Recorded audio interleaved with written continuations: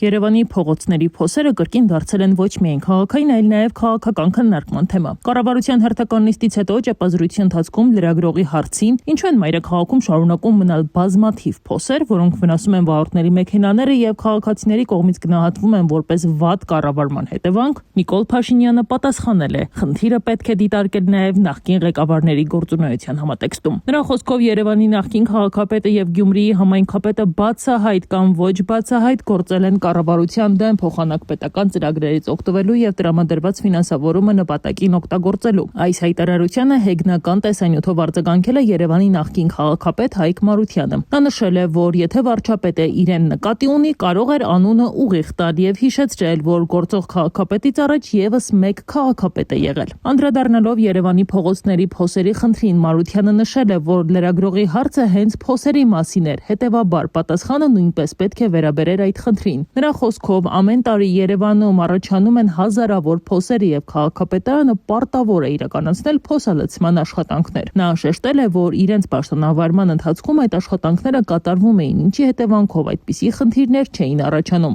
Իսկ այժմ իր գնահատմամբ փոսալցումը պատշաճ չի իրականացվում, ինչի հետևանքով էլ քաղաքում առկա են բազմաթիվ փոսեր։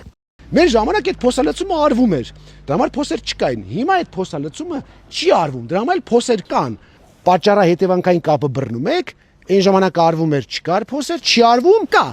Եթե չէ, ձեզ ավելի հարմար լեզվով ասեմ, որ հասկանաք։ Ուրեմն նայեք։ Ավինյան, գործ չանել, փոս։ Նորից Ավինյան, գործ չանել, փոս։ Փաշինյան, Հայկ, շար, Փաշինյան, Ավինյան, կրուտիտ, պարզ